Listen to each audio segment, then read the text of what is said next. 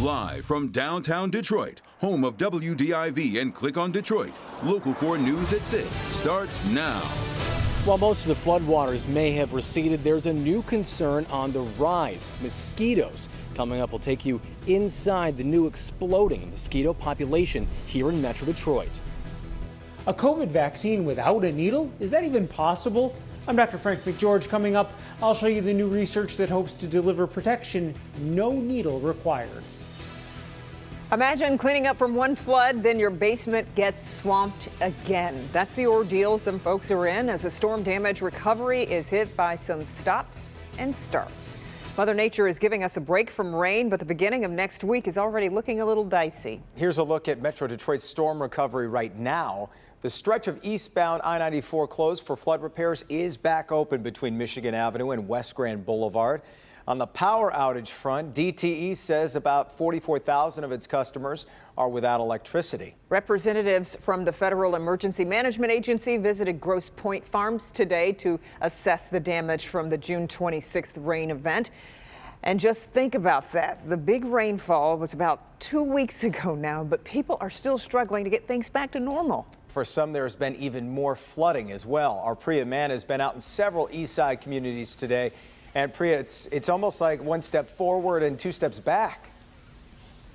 Yeah, Jason, Kim, when you're talking about a step forward, Grosse Pointe residents got this letter in their mail from a local law firm asking them if they'd like to be part of a class action lawsuit stemming from the flood. And when you're talking about two steps backward, you've got some folks whose basements flooded again after Thursday's storm while this massive cleanup continues.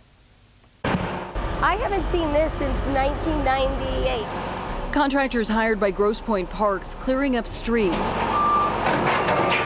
dumping piles of ruined belongings with a front-end loader.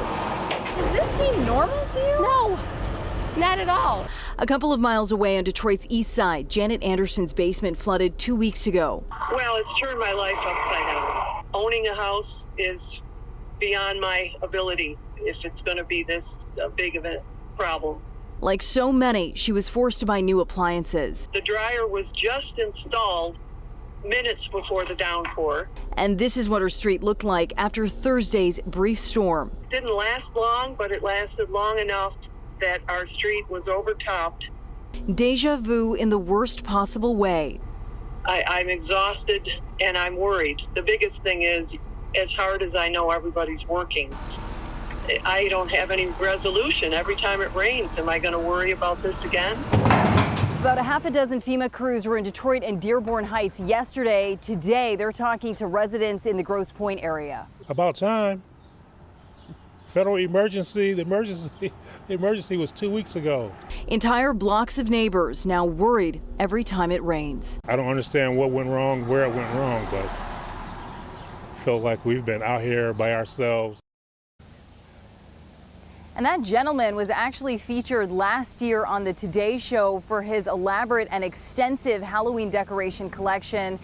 As you can guess, that was destroyed in the flood. Just this street alone, piles of belongings outside of every home. Folks just waiting for it to be cleared up. Reporting live from Grosse Pointe Park tonight, I'm Priya Mann, Local 4. So frustrating for everybody affected. Priya, thanks. Yeah. As we mentioned off the top, the start of next week is looking rainy again, too. But the weekend is off to a very nice start. Andrew? Kimberly and Jason, you're absolutely right. If that can provide any sort of comfort as we went through today, go through the rest of this afternoon and this evening, there is still no rain in sight, at least for the next 24 hours. We're looking at temperatures that are mostly in the 70s, 78 degrees over on the east side over at City Airport. Same thing for the folks over in the Grosse Pointes, including Grosse Pointe Park. Out toward Romulus, 76 degrees for our friends over at Metro Airport. A little cooler, mild is what I'll call it. 60s over in Port Huron, down a couple of degrees at 66 at this hour. But we are looking at partly to mostly sunny skies. 76 degrees currently, winds out of the north at around 7 miles per hour, keeping us dry. Excellent visibility. Dew points are nicely in the 50s, so it feels very comfortable out there, and that's the way it remains this evening and later on tonight. So go ahead, if you have time with the family, go ahead and enjoy that cup of ice cream or your ice cream cone with temperatures mostly around 75 degrees and refreshing air still overhead. Take your time in enjoying those treats. Speaking of treats, we've got a treat in terms of weather for tomorrow. But Sunday, yes, rain moves back, but not all day. We'll talk about your Sunday forecast, your 7-day forecast in minutes.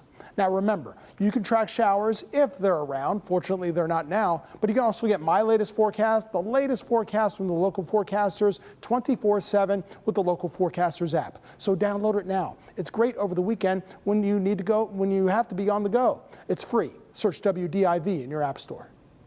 Okay, Andrew. A state trooper's dashboard camera is rolling as an SUV spins out of control on I-75 near Clark Road. The SUV's tire was shot out by someone in another vehicle. It's just one of at least 11 suspected road rage shootings recently on or near freeways. At 5, Local 4 Defender Sean Lay showed us how prevalent it's become and explored some possible reasons why. Now Sean's back with insight from the experts on how to protect yourself. And Sean, nobody imagines they'll get stuck in a situation like this, but it is happening so much here lately. I see it in front of me almost every day on normal, just regular streets out here in Metro Detroit, and then the shootings on the highways. Today, we hooked up with an urban survival expert. We got behind the wheel of his car and asked him for just 3 simple things for all of us to remember if we're ever in that stressful situation of being the target of road rage. The thing to remember is that every day, people are injured and killed in road rage situations. Safety expert Dale Brown is going to give you the 3 things you need to know when another driver is in a road rage and directing that rage right at you. It's imperative to avoid any kind of communication that could be adversarial. So when we asked you today to talk about road rage, were you surprised at all? No, actually, we just put a video out recently in our social media about road rage and how to avoid it. Brown is talking about this video showing a maneuver used by the Secret Service that can help you get away from a furious driver. Put on your brakes as soon as their front bumper aligns with your back bumper. Turn on the closest cross street, heading directly to the nearest police station. Dale Brown says the top 3 things to remember: don't make eye contact, show no emotion, try to let them pass you. Driving your far left lane, and that's what is taught by the Secret Service. The Secret Service teaches that you should always drive in the far left lane so that someone can't pull up and shoot the driver. Pretty sobering advice there, to drive in the far left lane, not to be shot by someone else on the roads. We're seeing so many highway shootings. Now, police say don't engage, and Dale Brown says the same thing as well. Don't engage, but he takes it a step further, guys, and he says don't engage because you don't know if that person's armed, but also if that person is having the worst day of their life. Maybe they're trying to get to the hospital for something very bad. He says just back off, let it go, and let them go by. We're live tonight. Sean Lay, Local 4, back to you. Yeah, important and potentially life-saving advice there, Sean. We appreciate it. New guidance today from the CDC for schools for this upcoming fall. The agency says students and teachers who are fully vaccinated do not need to wear masks while inside. However, the CDC still recommends those who are unvaccinated continue to wear masks indoors. Here at home, the state reports 672 new cases. That's a 3-day total from Wednesday to today. We have lost 26 more Michiganders in the last 72 hours. The state's vaccination rate is at 62.2% at this point. This has been a tough few months for people who are afraid of needles, obviously. While most have been able to face their fears and get vaccinated, there are still some who have not. But what if the COVID vaccine was available without a needle? Our Dr. Frank McGeorge here with some new research looking into that possibility. And Doc, that would make a huge difference. Imagine going to get vaccinated, but instead of a healthcare worker injecting you with a needle, you're able to place a patch on your own skin. With a simple click from a handheld applicator, you're protected against COVID-19.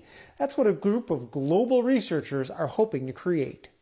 I don't look at it. It's safe to say, most people don't like needles. I'm very scared of them. A needleless vaccine sounds much better. Pretty much anybody could just put it on their arm and use it. Researchers at the University of Queensland in Australia and a company called Vaxxis are testing a vaccine patch, basically a tiny device covered in thousands of micro-applicators to deliver protection through the skin. Basically, they're coated with our second-generation stabilized spike protein. It's an extension of the breakthrough technology developed by Jason McClellan and his team at UT Austin last year.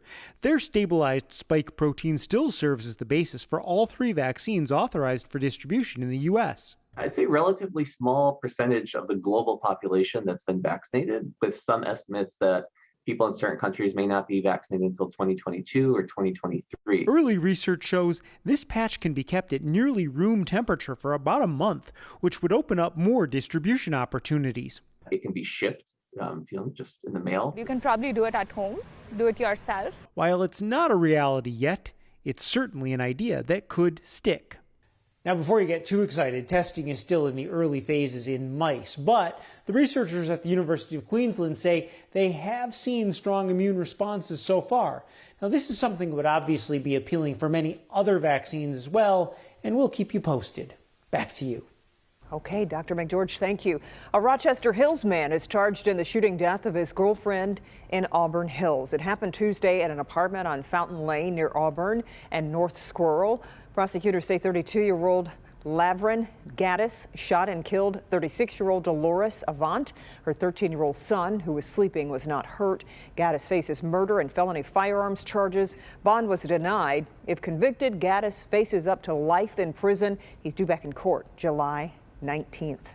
An alert from police for people living near the University of Michigan campus. Police say there have been several home invasions recently, and all are happening at night. People are getting into homes through unlocked doors and windows. They're stealing electronics, wallets, and more. Police are reminding everyone to lock up before they go to bed. Another weekend in Metro Detroit, another major freeway closure. This time, it's a 16-mile stretch of I-75 in Oakland County. From Square Lake to 8 Mile will shut down at 11 tonight. Crews will be demolishing the 11-mile overpass and doing other bridge work on I-75. Traffic is being detoured to Woodward. I-75 will reopen before the Monday morning commute. It's like a game of whack-a-mole with whack-a-mole? Whack-a-mole. I don't know why I said whack-a-mole. I like that better. Thinking guacamole, I don't know. We're talking about mosquitoes right now, though. Well, now I'm hungry, too. Well, we'll get to the bottom of the bug boom just ahead.